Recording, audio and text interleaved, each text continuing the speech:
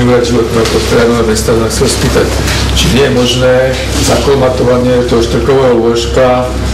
biomasou, ktorá vytvárajú korene, alebo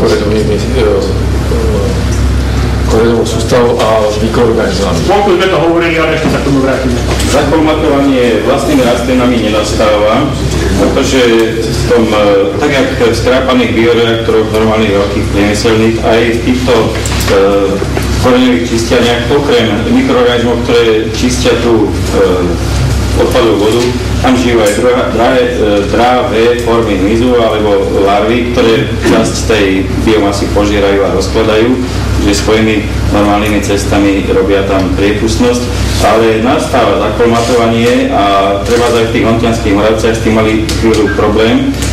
keď povolí na začiatku neregulovaný zvoz žumpových vôd.